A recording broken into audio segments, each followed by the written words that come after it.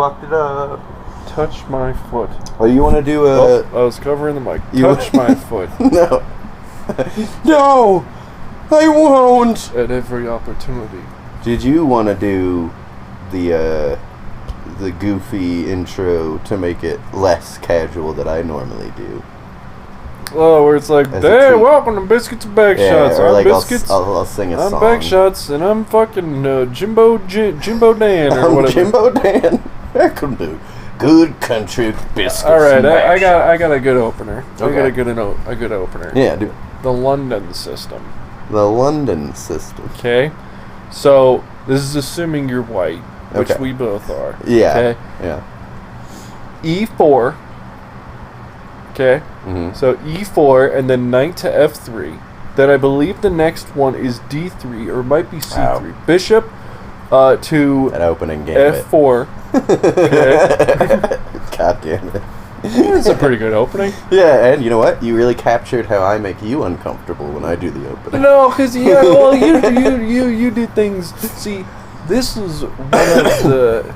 This harks to one of my main qualms that I had With podcasts. podcasts in general Yeah. is doing things for the audience, acting in a way that is unnatural. So you're like playing a character essentially. Oh and my we're not God. playing characters. We're more just speaking, I guess, more openly than we would normally, instead of just we're filling the acting. spaces we wouldn't normally fill with anything. Yeah, we're filling the spaces that we would normally fill with piercing eye contact. Yeah. With words. We were trying to eliminate as much of the sexual tension as we can. I don't know how well it's working. It is not working. No, I am flop sweating. Have you seen the whole running joke where like the girl says like, oh, if guys hit on girls or if they flirted with girls the same way they flirt with their friends, they'd get all kinds of pussy or whatever. Is that true? You know, I don't think that's true. I'm sure some girl has said it out there because they see guys acting gay together all the time. Yeah. You know, joking around with it and shit. And then, of course, the response to that is always the next shot is like a reaction someone has made to that statement or video, and it's just them behind bars. Yeah, because I was going to say, a lot of guys, I mean, we don't do We this. go way they're like, yeah, I'm gonna come over there and open your butthole up and climb inside. You're like, not gonna say that to a girl on the street. There's also like nipple grabbing on occasion. You can't do that with girls. Yeah, I don't like people doing that with me personally. I feel like I get as fucked up about that as a girl would. I don't think. See, I feel like if someone were to grab your nipple, I'm assuming we're talking about a stranger doing it. Yeah, or someone you don't know very well, I guess. But even if you did it, I'd be like, the fuck, you know. I wouldn't threaten to pop your eye like I did to the last guy who grabbed my nipple. We're talking about grabbing nipples, right? Yeah, I guess so. Okay. Are we talking about just like holding the nipple or squeezing the nipple? Like tweaking it, just squeeze and twist. Nah, I think any... Because that's like what I think of a tweak. Like in that video with the gorillas, where it's just like, beep, like that. So just as a simple pinch. as that. Yeah, just a little boop.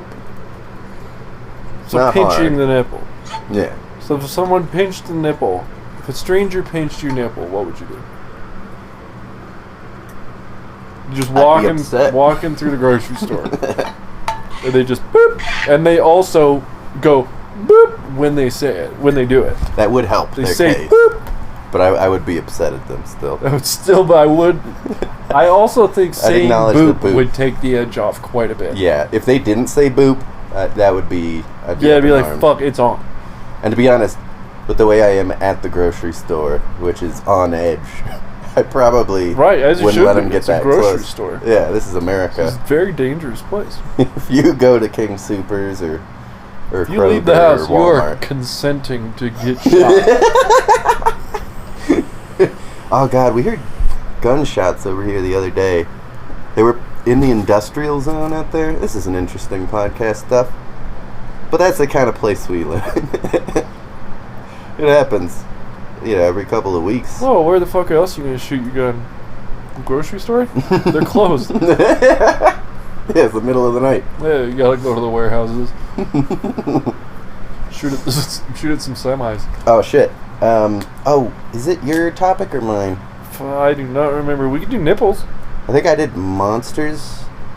Was it monsters? Yeah, because I sang the Monster Rancher song at the beginning. Remember? I mean... And then before that, you did Dinosaurs 2. I've been into chess the last week. Sure. So we could do chess and try to... Because chess, you can hark a lot of stuff in the direction. Yeah, I mean, anything... You can twist and bend a lot of things. And that's basically what we do. We never actually talk about the thing unless it is dinosaurs. Which is why it got a second. Yeah, which is why 2.0. Dinosaurs 2 back in action. So when was the last time you played chess? Like physical chess or like a whole ass game of chess. It was a while ago, and it was on the computer. Because at a point I was like, I'm gonna play chess on the computer. I fancy myself an intellectual. Strategic. I should get into online chess, and then I played like a game or two, and I was like, I'm fucking bored. It's not nearly as fun when you can't talk shit to someone you know. I don't feel comfortable talking shit to strangers, even if it's online. I don't feel good about it. As you shouldn't. Yeah, it's the right thing. But yeah, before that, I think the last time I played a game of chess was in that dude's house we used to come to. No, that was probably before we last played chess at house. It was in that era. Didn't play much chess. I have a chessboard. We could play chess during the episode. Oh, that'd be horrible. That'd be horrible. We put it next to the microphone and get the ASMR. Oh, you know what we could... Okay, so if we're not gonna... Okay. But... I'm eliminated. Bring the chessboard out.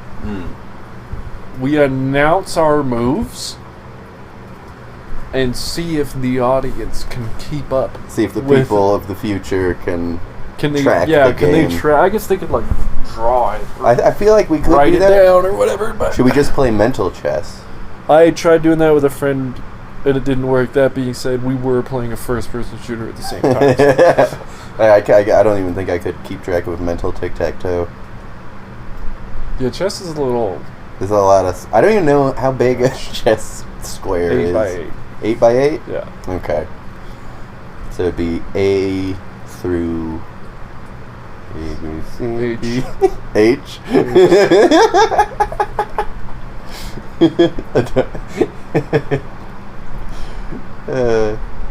This is one of my blind spots. It's chess? There's no letters. A, B, X, C, W, P, O. If I need to... I only know them relationally through the song. I don't know where each specific one is.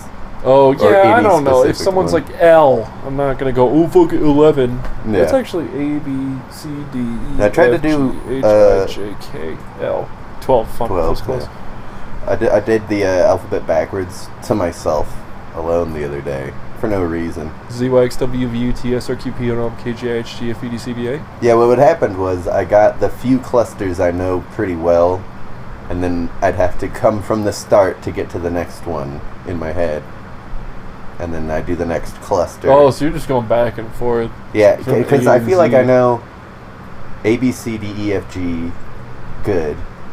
And I know, T, U, V, X, Y, Z pretty good.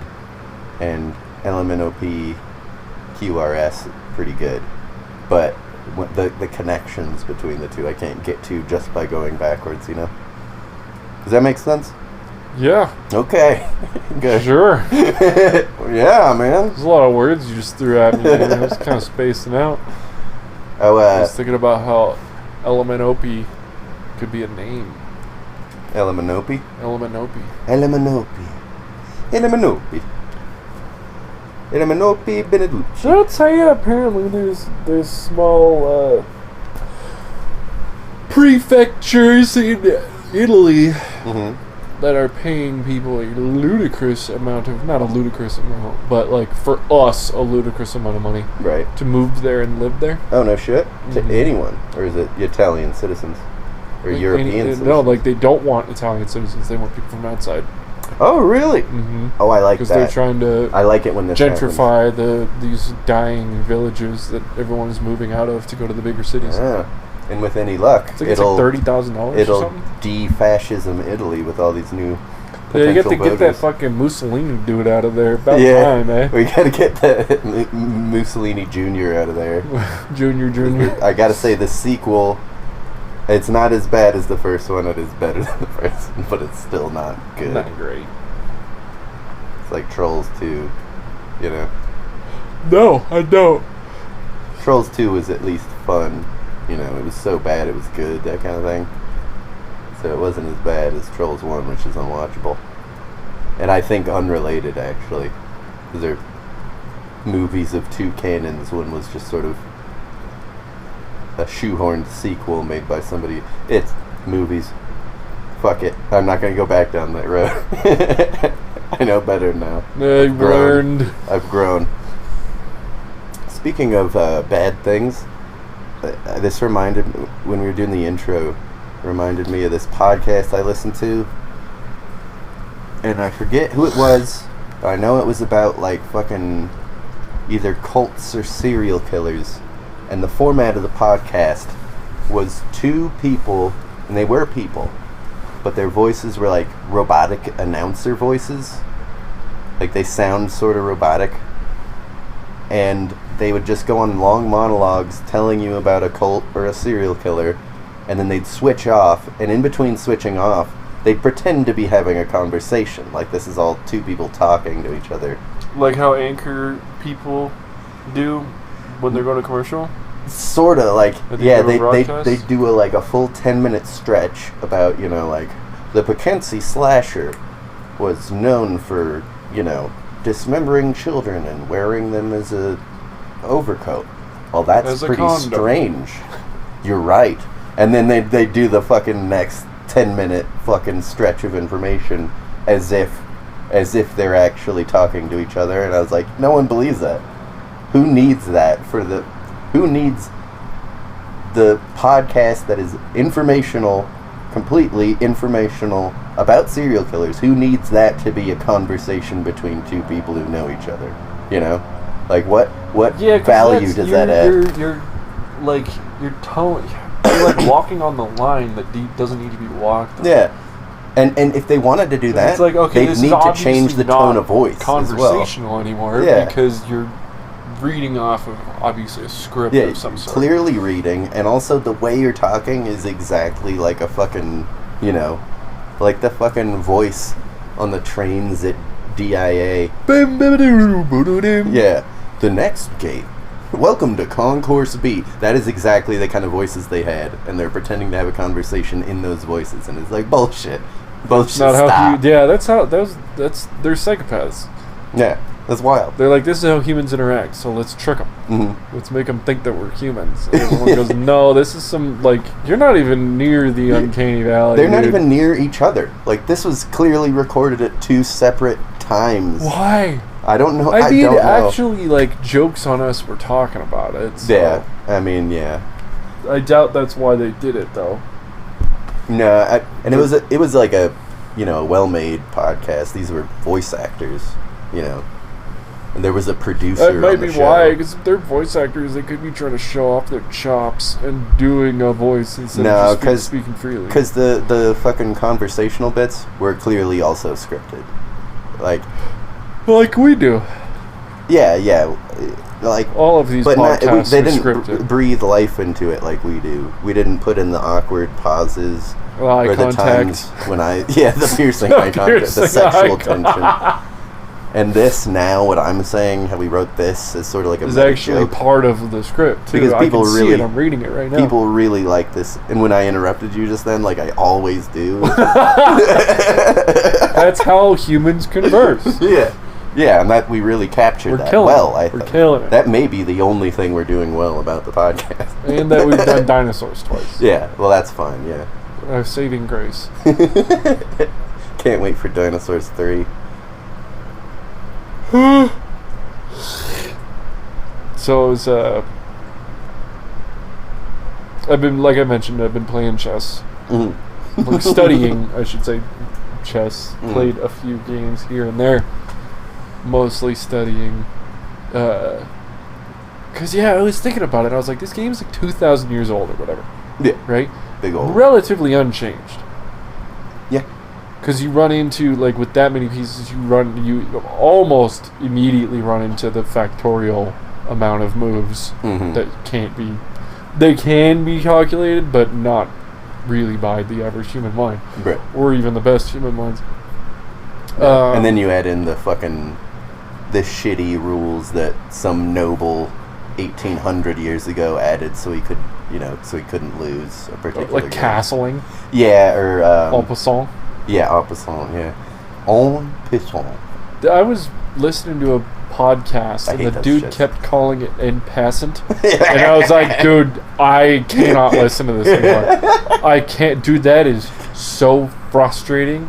When people take, like, I understand there's some instances where, like, okay, it's been around for long enough. Yeah, well, sure, whatever. I feel like some of that is, like, I could say en passant, do my best, but I also don't want to seem like the guy who orders in Spanish at if you Chipotle. Go, I'm actually going to employ the spaghetti. En passant. Please, could you use a French accent to say it? That's different from saying en passant. Yeah, en like, passant motherfucker, you know that's not English. You have a chess podcast. You better know. You better know damn well the origin of en passant.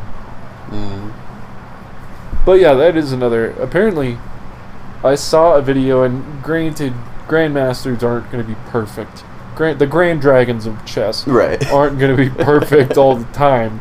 But I saw a video of this one, like, very well-known chess grandmaster, quote-unquote, falling for en passant. Yeah. Like, he moved his pawn up beside someone else's. He moved it 2 spots, because you can at the start. Yeah. Moved it 2 spots up beside one of his opponent's pawns, and then his opponent's pawn just, like, teleported behind his, and his pawn disappeared, and he was like, what? Oh, what? Right, fuck. Yeah. Oh, damn. I was thinking 16 moves ahead, but I forgot about en passant. That's why it sucks. I hate that shit. I run into that. I'm trying to, like, narrow down what I'm confident and not confident about with my chess game. I just think it's really interesting. Yeah. It's not necessarily that I'm sitting here going, I want to climb the fucking ladder. Yeah. I just think it's a fascinating game. It is cool. You know what I want to get into is shogi or go.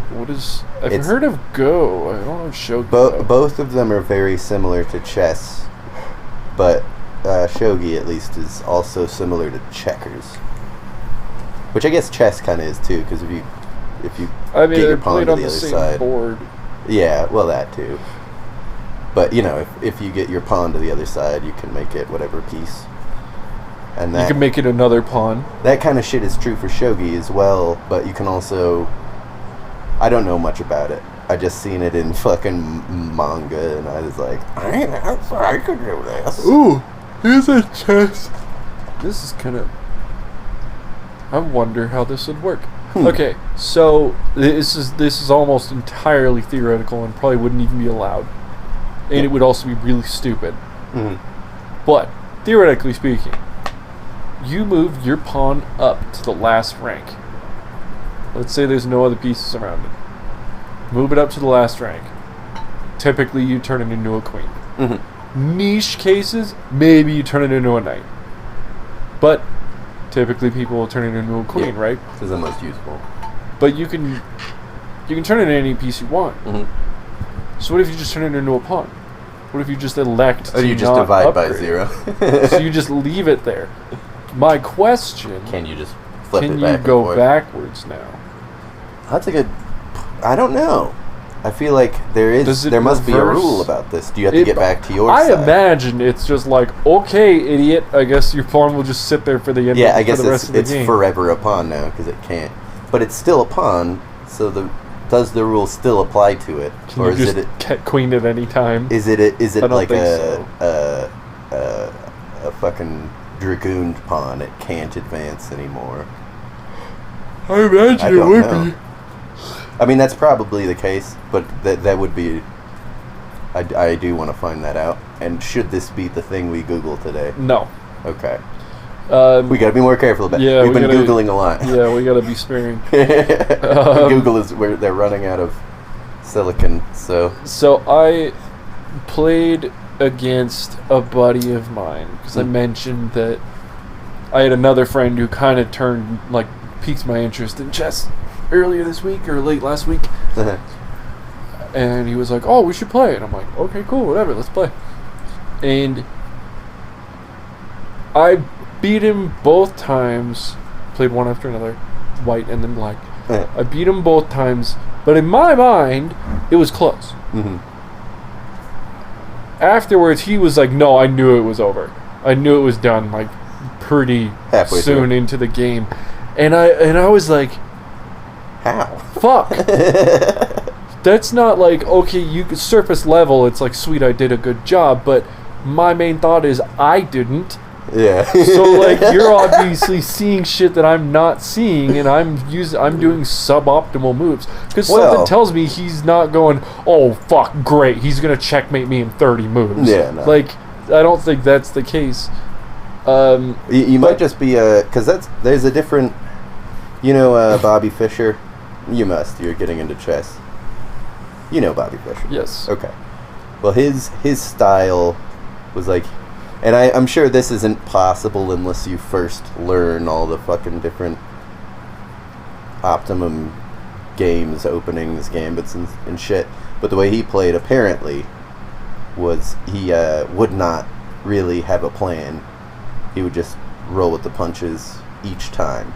And of course, for him, rolling with the punches means each move he reassesses what could happen again, Just reruns the engine. Yeah, exactly. Every move. And that's what made him really good. And well, I mean, that's kind of like... But then again, he was also a huge Nazi, so you might not want to take his word for it. It could also be that your friend was really unconfident, and he just said no. Maybe, because it's not like I had maybe I had taken. I think he mentioned roughly the point in the game where he said he knew it was over, and from what I remember, I had maybe one piece of his. What? Yeah, it wasn't up by like. It's not like I had both of his fucking rooks and a bishop, and he had a pawn. Like, I wasn't up. It was still pretty even in point count. He must have just been like more of your his position. Out, or? Yeah, I definitely was more developed, but that doesn't mean like, fuck, there's no coming back from this. No, you just got to play defensively. Yeah, it was. So we played those two games, and then he has been telling everyone in the group. Oh no.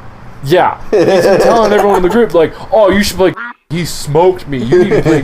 You need to play this. Or I said my name. Fucking spaghetti meatballs. It was like, you should play. You should play it. He's really good. He smoked me twice, and I'm like, no, I didn't. Please don't say that, because you're gonna set the bar really high. Yeah. And last night it was like 1:00 in the morning, and it was me, him, and another friend in the Discord, and I had been studying chess. Like, I'd been listening to the chess podcast while I was working. And then I got home and was playing chess and studying chess for like 5 hours. Because I was just doing puzzles, learning about... There's so much. I love the puzzles. I'd probably rather do the puzzles than actually play chess. So, like, doing all that kind of stuff. And then it's like 1:00 in the morning. And he goes, hey... you should play. And she goes, I'm down. And I'm like, dude, I'm so burnt out right now. I've been listening to chess podcasts all day, and I just did puzzles and whatever chess stuff up until now. After I got off of work, obviously I had dinner, but like, this is a new hobby. I don't want to break it. Yeah, and so she's like, I'm down, and I'm like, okay, fuck, fine, here we go. And we set 30-minute limits, like that's the max besides dailies. So we each have 30 minutes of playtime. Typically, like, you just do that so you never run out of time. Okay? So we're playing. I was so goddamn tired. Dude, I wasn't, like, it was 1 o'clock in the morning. I'm so burnt out. Driving, thinking about sugar draining things. Yeah, I moved one of my knights. I guess I don't know necessarily how detailed I'm going to be here, but like, I moved one of my knights into a very dangerous position. Where if she had moved her pawn, one of her pawns up one, I would have had to retreat and waste a move. Right. Yeah. And now she gets to move another one out, and she gets essentially 2 moves for free. Yeah. Because he fucked. And I was like, God damn it. I really hope she doesn't see that. And she didn't do it. Nice. And I was like, okay, cool, whatever. And then I did something else with my knight. And then I realized, my other knight, I moved it. And then I was like, I just did the same thing on the other side of the board. There are now 2 pawns that she can move up once, and I am guaranteed to lose. To lose either a move or position or at this advantage. Point, I'm certainly losing tempo, and you could lose both of your knights. Dude, it was like I was playing so stupid, man.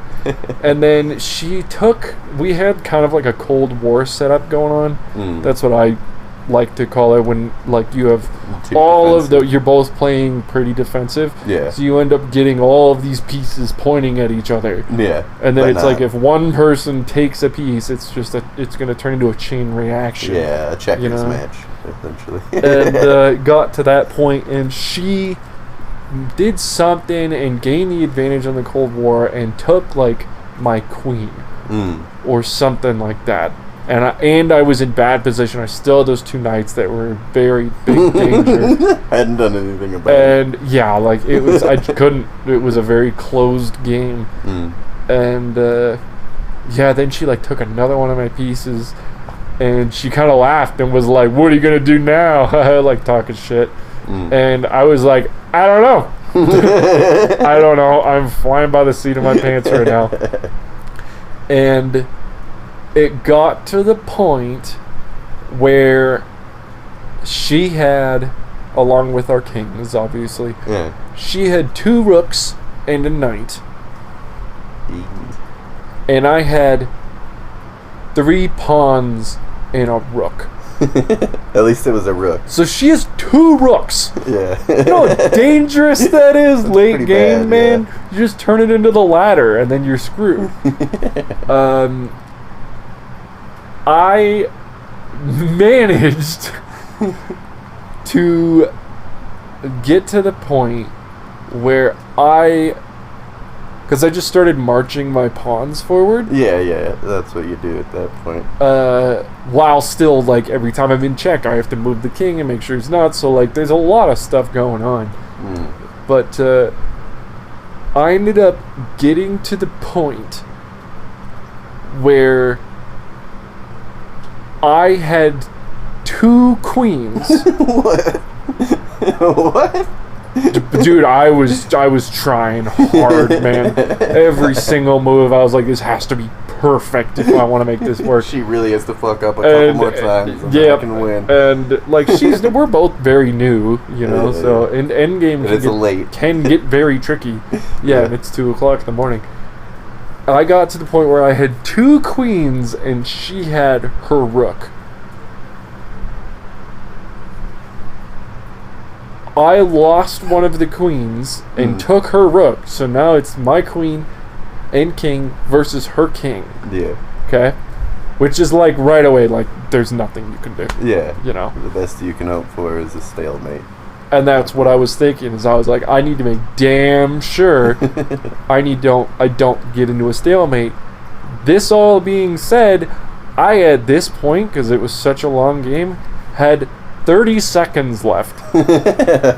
So of course she's just gonna stall as long as she can, you know. And I'm like moving my queen around, and then she moves her king closer to my queen, and I'm like, fuck, I gotta back. I should have moved my king in closer so she can't threaten my queen. And I'm just like trying to pin the fucking king into the corner, and I finally get to, because there's a position you can be in where your king is one spot off of the side and 2 spots from the bottom. And their king is in the corner. Yeah, is in the corner, or like you can use your king to block 3 spots. So now there's only a straight line that their king can move, and then you just move the queen down so it blocks that line. Right. Boom, checkmate. I screwed up the order in which I moved my pieces around, and I moved my queen 1 spot, and it was like stalemate. But like I had 1 second left or whatever. And I was like, you know what though, that was a very interesting game. Yeah, no shit. I man. really like games like that. Instead of it just being like, oh, you forgot about, I can move my queen to this 1 spot and it's checkmate 5 moves in. I don't really learn much from that. Like, sure, okay, watch out for that, but a game where you have a very difficult opening, a very complicated mid game, and a very strange end game. Yeah, and a lot of mistakes to try and a lot of misdirect mistakes. from. We looked at the analysis afterwards, and I think I made like 9 blunders or something throughout the game. Did it just be like, oh, this game was poo-poo bad? Well, it was from what I remember, it was an 80 move game. 80 moves? 80 moves.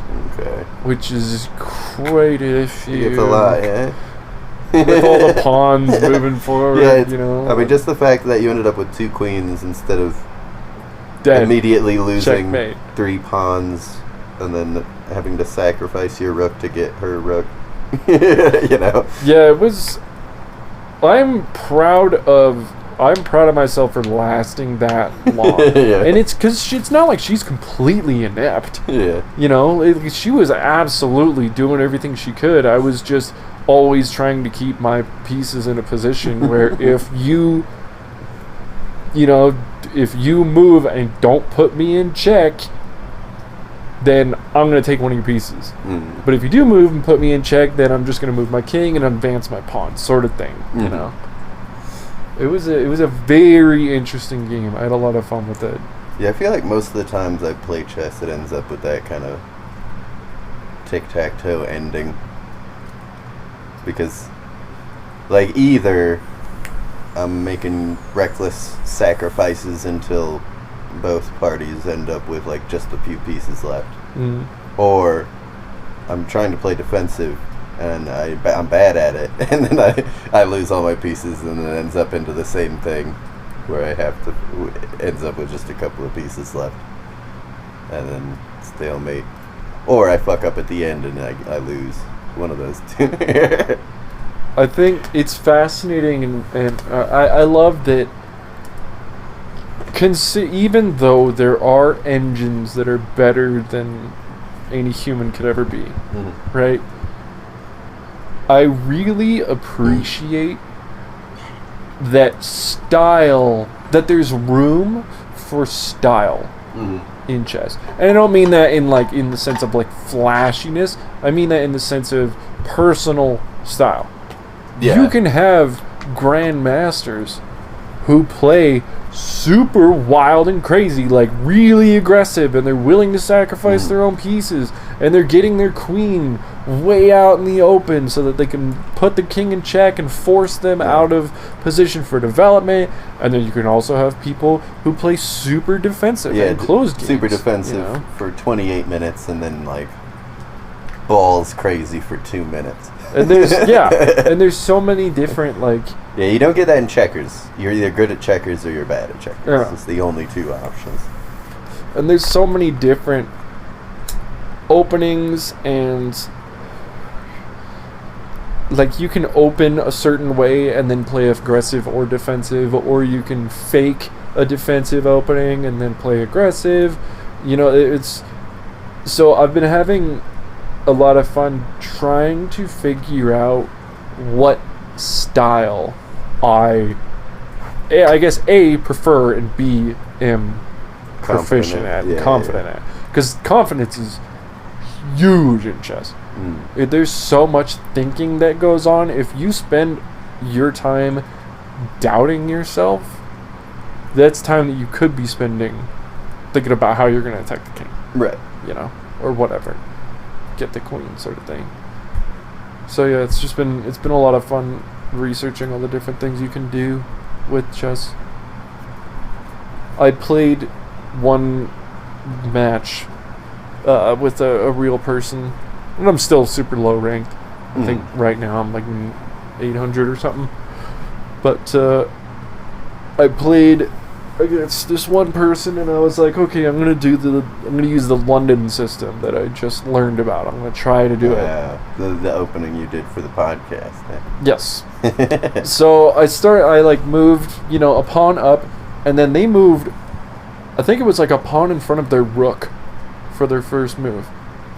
And I was like, it's gonna take a long time. That's a really, like, if I'm not mistaken, that's probably one of the worst openings in chess. That's when you really want the rook out, and you're willing to waste three moves to put it in still a very vulnerable position. Yeah, so I was like, okay, whatever. I kept doing my thing, and they just kept stacking their pawns. Like, they moved their A pawn. And this might not be correct, but like just to give you a sense, they moved their A pawn up 2. I'm doing my thing and developing while they're doing this. They moved their A pawn up 2. They moved their B pawn up 2. They moved their C pawn up 2. They moved their D pawn up 1. They moved their E pawn up 1. They moved their F pawn up 1. So they're just creating these like ranks. Yeah. Like 3 pawns, 3 pawns, 3 pawns. So they're doing a Revolutionary War. And then they moved their queen up 1. Still blocked by the pawns. Yeah. And then they moved their king up 1. So they're literally just treating the pawns as pawns. And I was thinking, I was like, this is like a human Are shield. they throwing? This is how you would throw. Yeah. You know, unless you're other than just like throwing your queen. I don't think you can throw in any easier way than just moving your king out early.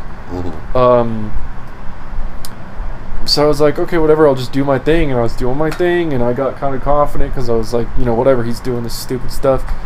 And I just made a couple mistakes here and there, and then he just moved his queen, did one move, and put me in checkmate. Just blasted, huh? Yep. And it wasn't, I can promise you this, it wasn't part of his plan.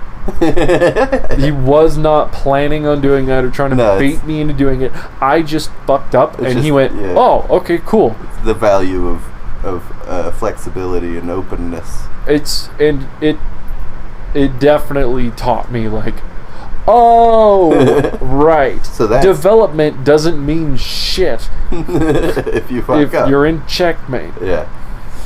So yeah, and it also taught you what an extremely aggressive style looks like. That wasn't extremely aggressive. He's just trying to free up stupid. all of his pieces. It is just stupid. I honestly thought that it was someone who was figuring out how all of the pieces move. There are so many better ways to make an aggressive opening. It could be someone trying to teach their little sister, and then was like, "Oh, move your queen here, you'll win. Good job, Clarissa." Yeah, it was. You did it. It was very, and I know that, I imagine there'd be a lot of people who'd be really angry about it, but it was just a moment of like, oh, cool, that's chess. Like, that's fucking chess, you gotta be ready. You're never down and out.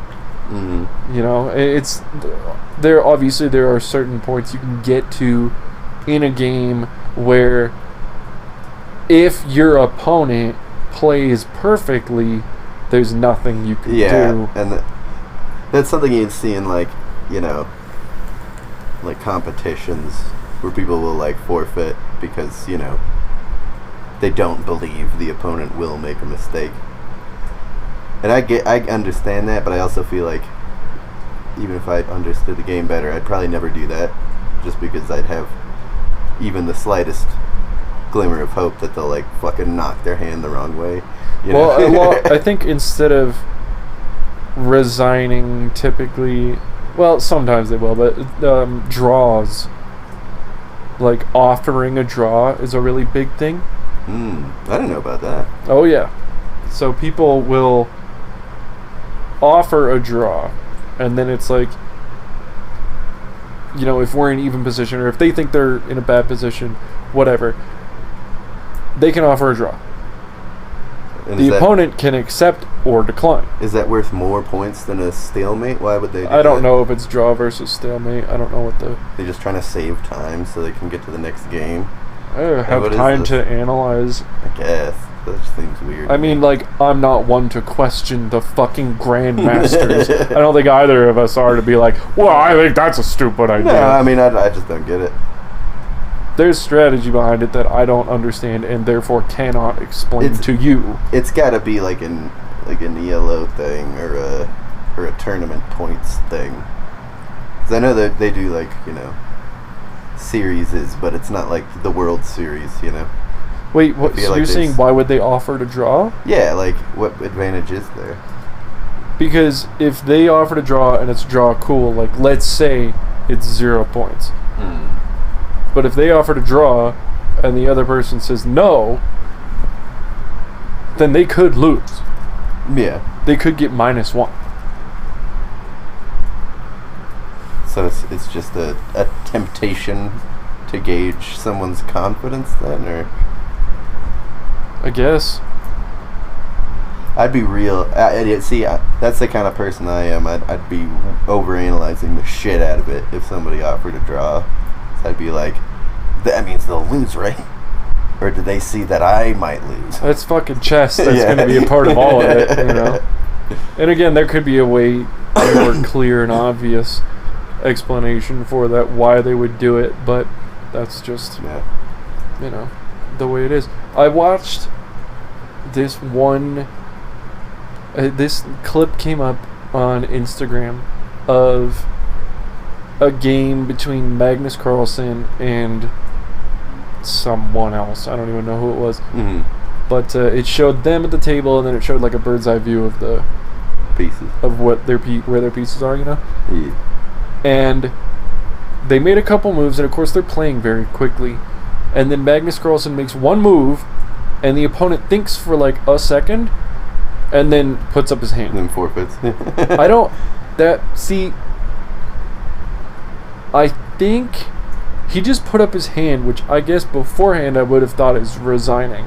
Yeah. But I don't know if he was offering a draw or not. I think, because I was looking at the board, like, I screenshotted it and was watching. Or not watching, but I screenshotted it and was studying the board, and I was like, okay, would that be a draw or resign? Yeah. Is there any way, Magnus was white, is there any way for black to get out of this? And I'm calculating all of the possible moves. There's not a ton of pieces left, but there's still like 2 minor pieces on each side. Both sides have their queen still, and there's like 3 pawns. And I'm looking and I'm looking and I'm looking because there's a move that looks super obvious, where it's like the pawn could just take Magnus's queen. Boom, pawn for queen. Like, fuck yeah. Yeah, easy. Why not? That wouldn't put him in check either. But then I was thinking, like, that's too easy. This guy is way smarter than I am, or at least way better at chess. There has to be something else. And I looked at it and I realized that, like, 4 moves deep, no matter what he did, he was screwed. That's it. And just thinking, like, you know, it was funny going into I'm looking at all this and I realized, like, oh yeah, he's done for. And then in the comments, all the people are just like, just move the pawn to take the queen. What are you doing? This is so stupid. Oh, just move your king up and put his king in check. Yeah, just take his king with your king. You're so stupid.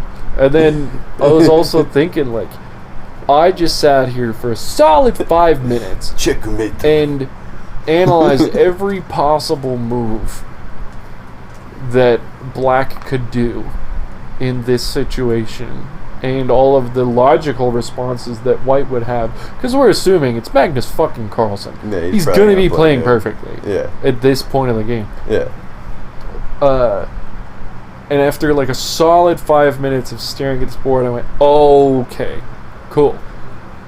And that took him 1 second. And it took them 1 second. Yeah. That's wild. They're sitting there being like, this goes here, the rook moves down, if I move this up, then it doesn't, you know, like calculating 20 different possible moves.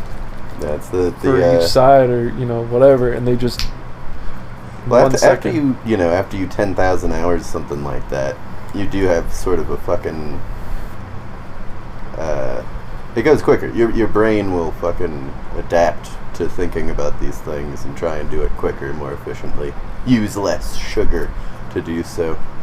Because you don't have to think as much as recognize patterns, because you think about other times you've seen this situation. You do this shit all the time, so you can just fucking look at it and understand what moves are there. It's like a fucking you know, the human calculator thing.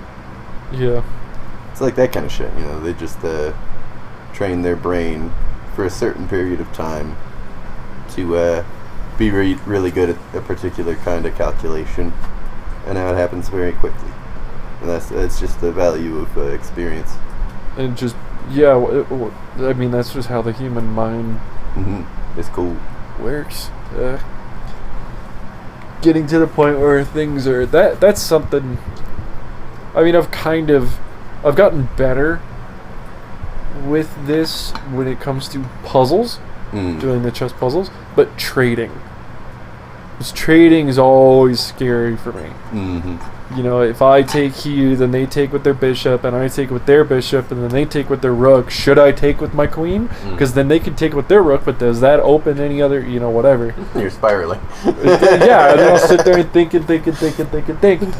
And, you know, now that I've done all these puzzles, I can look at the board and see, like, oh yeah, giving up my queen here is 100% the right idea.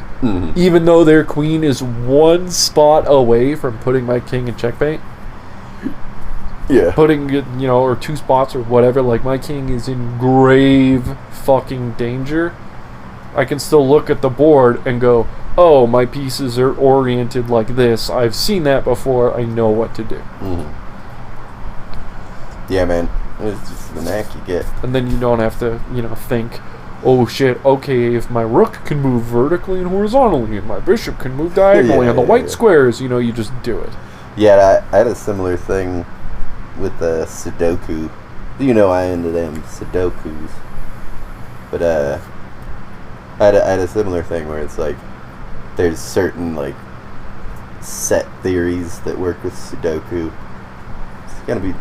I'm not even gonna bother explaining it. There's a thing called Fist-to-Miffel's ring, and basically what it means is that the 4 2x2 boxes in the corners will contain the exact same digits as the ring of cells around the middle box in every Sudoku that follows the Sudoku rules, and it's just always like that. And some puzzles are built for you to use that, but also it's true for all of the puzzles, so if you can find a way to use it, then you just can. And it's become second nature for me, because sometimes, like, some of the things I'm really bad at in Sudoku, like bent triples and other shit. Oh, I hate bent triples. Yeah. They're terrible. I don't know. I don't know how to see them. I've never. I barely understand how it is. I mean, I get, you know, if 3 cells have 2 options, and both options end with a certain result for a 4th cell, it means something, but I don't know how to notice that from afar, you know? No. Well, it's just one of those things. And that's why it's good to have Fist-to-Miffel's ring, because then when you get into a situation where maybe you need to find a bent triple, You could just do that instead sometimes, and it saves a lot of work. It's wild to me that, you know, you're using your, you know, Mephistopheles butthole trick or whatever the fuck it is, and that it is always the case. Yeah. It's crazy that it doesn't always help. No, that someone out there figured that out. Yeah. And was it like presumably numerous people figured it out, and then it spread. No, you know? No, it was just Fistamafel, and then he posted about it. Okay, well, he might not be the only person to have ever done that. I'm saying there could have been someone in somebody else India. figured out set theory, you know? And then Fistamafel realized that there's a set that always exists. It's a weird thing. It's regardless. Yeah. He was almost certainly not the first person in existence to figure that out, because there is a very high likelihood, assuming he did that, Sudoku wasn't invented and then he figured it out instantly. There is a chance that presumably maybe some kid in fucking Mongolia or Siberia figured it out, but just probably didn't Japan. Spread the word. Could be. Yeah. You know, he's the one. Same thing. I think about this with like world records. You know, he holds the world record for high jump, you know, or whatever, or long jump sort of thing. And it's always piqued my interest to think about, like, oh yeah, there could be someone in Africa I beat that the could saltine eating world record when I was like 12. The official world record in the Guinness Book of World Records for eating saltines was like 9, I think it was like 6 crackers in a minute. It wasn't very much. So one day I was like, I'm gonna beat that, and I did. But I didn't call fucking Guinness about it. Yeah. And presumably someone else has beaten it by a lot now. Same concept, you know, like with the kid finding it out in rural Siberia, or like long jump. You know, there could be some kid in or some teenager, whatever, someone in like Eswatini or some shit, or a whole tribe of people in Eswatini who can jump way fucking farther, but they just have no real access or way to, or reason to. Exactly. So this whole like, wow, he is the man who can jump like no other human in existence can jump farther. It's like no other human with the means to prove that they can, and like you said, reason to, or desire.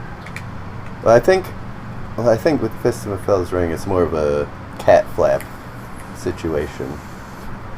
You know, Isaac Newton invented the cat flap, which is a doggy door for cats. Right. He invented that. And it's one of those things where it's like, I mean, he also came up with the laws of physics. Anybody could have invented the cat flap, but he was the first person to, presumably, and then, patent it. And the first recognized like person. That people had no idea about set theory. Like for 10 years ago, these world champion Sudoku motherfuckers didn't use it, and then it just somebody was like, check this out, and became a thing. It's like, wait, that's genius. Yeah, and it was something people could have figured out before, they just didn't. And it could be because it's Sudoku and it doesn't matter, and there was no actual reason to. You gotta think they've only just started. There's only just started being any money in doing puzzles because of Twitch. And Sudoku, you mean? Yeah. Like, it used to be, they'd have Sudoku World Championships. You'd win, $100 or some shit. There was no motive other than you really, really like puzzles. But now you can make a whole career out of doing puzzles online for people. You can do anything online for people, man. Mm-hmm. Especially butt stuff. Yeah, people like butt stuff. They're really into it. Yep. And butt puzzles. Let's solve a Rubik's Cube. That was what I was gonna say before when you were talking about the butthole trick. Rubik's Cube. When Rubik's Cubes first came out, there were some people who figured out how to do it on their own. with no guide in the instruction manual that you get with it, or no looking it up. Sure, there were people who learned from their friends. Yeah, and it might not but have been their friend the was algorithm thing. They just realized this certain series pattern of moves does it. Yeah, and doing a Rubik's Cube, even with the knowledge of how they work, and that you have to, get the cross first, and then you get the corners, and then you work the center, there's a pattern that you follow.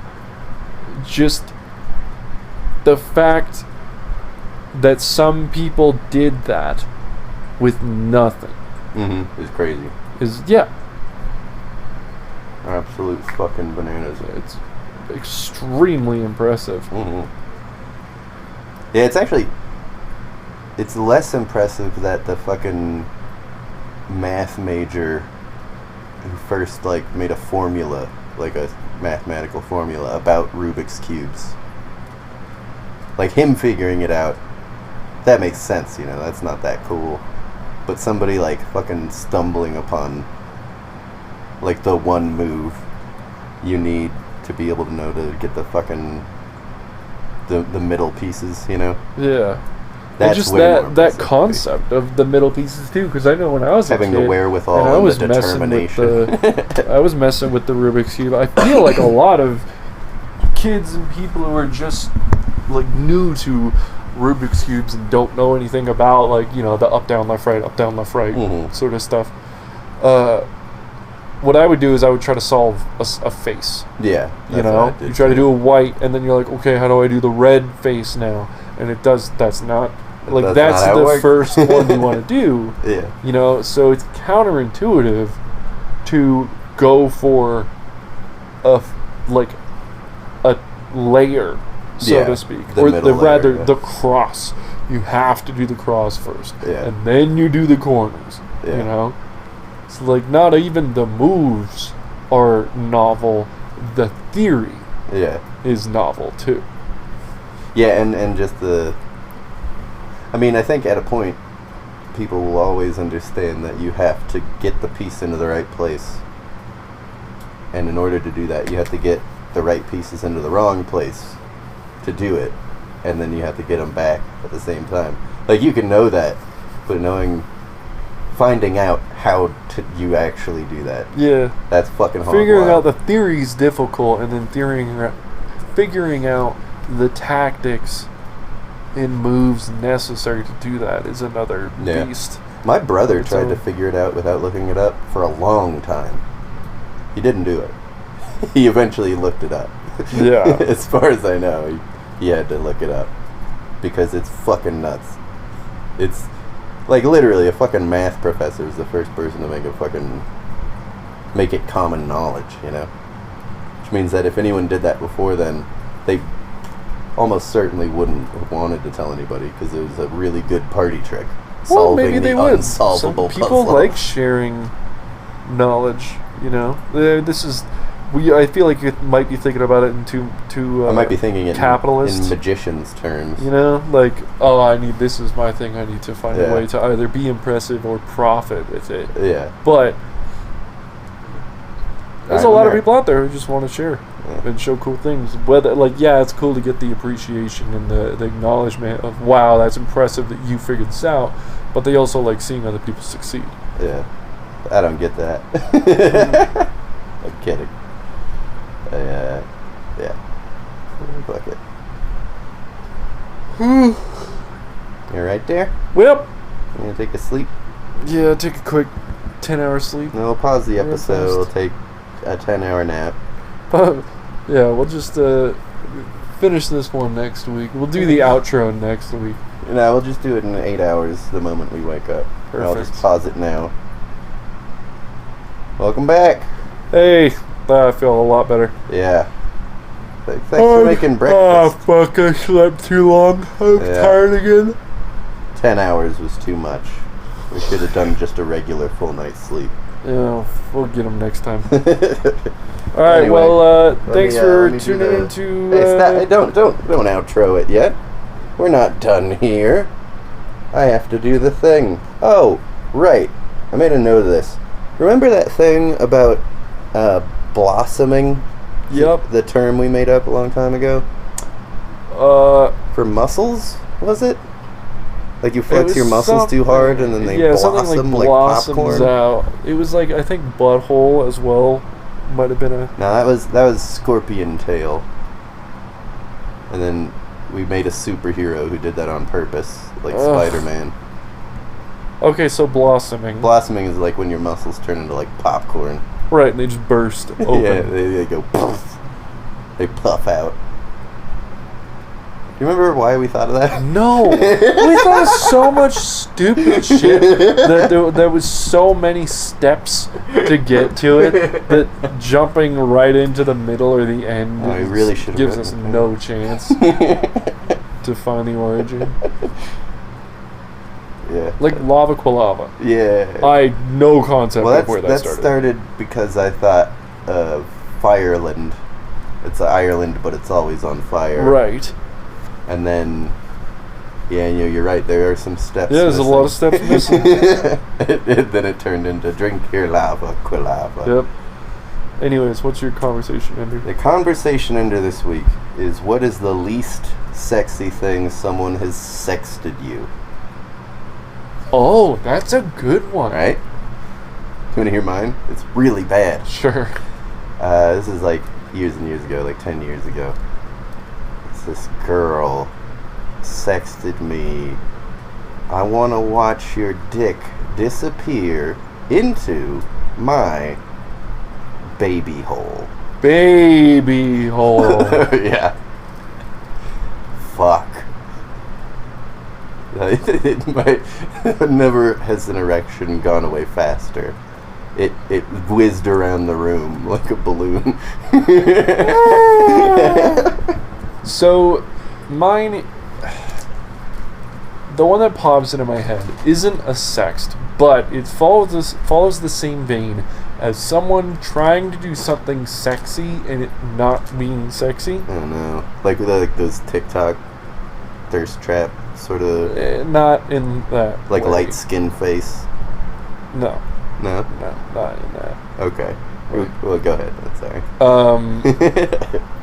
It was, I won't name names. Yeah, don't. But I went over to this girl's house that I was kind of seeing because... Okay, fuck it. Full story. She called me and was like, "Hey, me and this other girl are hanging out. You should come over." And, you know, being who I was this in high school, yeah, okay. being who I was in high school, I was like, "All right, fine, but you better be having a naked pillow fight." And they were like, "Ha ha ha," you know, whatever. Said it as a joke. Show up, and they are. They've started because you said and yes. How kind. And the girl that I was kind of seeing, I think when I went up to the door, she opened the door, she had a towel wrapped around her. And the other girl was just wearing a thong. Was naked. The other girl was objectively more attractive than the girl that I was seeing. And I was just like, hubba, whoa, damn, you know? Mamma mia. And then they're both standing there, and the girl that I was seeing opens up her towel like, ha, like, look, you know? Oh, no. And she's not ugly. Oh, no. But, yeah, she did that. Backshots. And my brain was just like, it's not as good. No. And I know that she knew, because I didn't react in like that, "Awooga," you know, the eyeballs popping out. Your heart didn't sort pump of out of thing. your chest. Yeah, exactly. My jaw didn't drop to the floor. You see, if this Yeah, it happened was now, you would have definitely- seen this coming a mile away.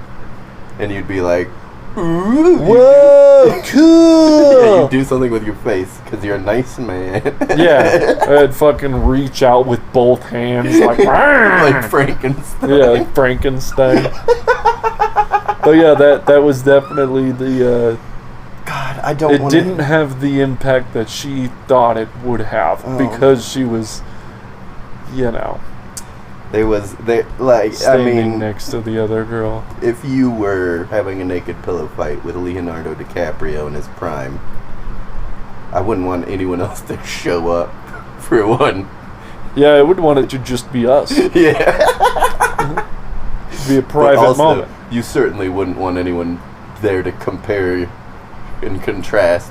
You wouldn't want to be the other side of the Venn diagram there because there wouldn't be a lot of. Well, I think at the very least, it could. Are we talking like late teens, sort of Leonardo DiCaprio, early 20s? Interview with a Vampire? I don't know when that was. Titanic. Okay, Titanic, and we're same age. Everyone is the same age. Yeah. For like, okay. I honestly think I'd be fine. Really? Because I don't think it's possible to be twinkier than Leonardo DiCaprio in Titanic. All right. Who's the If I have any amount of body hair, I'm gonna look like Paul fucking Bunyan next to Titanic's Leonardo DiCaprio. Okay. Let's say we go the other way then. Chris Pratt. I wouldn't want anyone to be around me and Chris Pratt at all. Well, yeah, no, but I mean, you certainly wouldn't next to naked Chris Pratt. I'm naked, he's naked. I'm wearing a towel. He's naked, you're wearing a towel. You would have that towel off when the door opened, right? Just to you wouldn't make a show of it, right? Yeah, that wouldn't doing like a reveal. Yeah, man. I think also something that kind of played into it as well. We should wrap this up. Yeah, no, sorry. I think this is way more interesting. That played into it as well is that I had already seen her naked numerous times. Yeah, that also has an effect. So it didn't have the novel effect that seeing the other girl had. If you hadn't, would you have... same. Okay. Yeah, same response. It would have been like, oh, cool, more boobs. But just the fact that, like, she was completely naked under the towel. Yeah. And the other girl was wearing a thong. Yeah. That also has an effect. The slight obscurity. Yeah, because I'm definitely, like, that obscurity adds to, like, ooh, there's something more. Mm-hmm. Instead of just like, here you go, Merry fucking Christmas. You know, I have a story about this. Sorry, wrap it up. This won't take long. But yeah, we thought there was supposed to be a inspection at the apartment yesterday. Didn't happen. The fucking guy didn't show up for whatever reason. But for all of yesterday, me and my girlfriend were wearing clothes the whole time, which doesn't normally happen. Are you guys usually butt naked? Not butt naked. Underpants? Unders. Unders. Great. Well, I mean, like, yeah, fuck it, why not? But yeah, no, I was looking at her. She was wearing a hoodie and like pants, and I was like, oh damn. Oh, there's so much under there. Yeah, like. So you're naked all the time. That's so fucking strange. Yeah. Like, just the psychology behind, like, seeing your girlfriend wearing more clothes than and normal. You're like, ooh. Just anything slightly different. You're like, ooh. Change of pace. Yeah. That's role playing. You guys were role playing. Yeah, that's what that was. Who wear clothes. You guys were role playing as normal humans. Normal human being. It was norm play. Norm play. We take off all of our fucking black lipstick and eyeshadow. We fucking put on a sweater and be like, hey, let's watch The Bachelor. It's the least sexy thing I've ever. Is it? I don't know what normal people do. No, just hearing you say that. No. Well, no, I know. No, I know how to get you down from Yeah, from not thank God. a Thank tricky God blue you chew finally situation. figured out a way. We can Because break heaven the sexual forbid, tension. you know, you certainly don't have other ways to fucking weird me out. No, I said to you know, to fix your erection in an Oh, emergency. right, for all the uncontrollable erections Yeah, I the get when piercing we gazes. are, you know, enduring piercing eye contact. Thankfully now you have a way to quell me. Yeah. You gotta have an ace up your sleeve. Yeah, just in case you don't want me to have a boner. No, I can't. Alright, thanks for tuning into Biscuits and Backshots. I'm Backshots. Biscuits. And go to visit- thebonerune.com for all your Yeah. baculum related needs.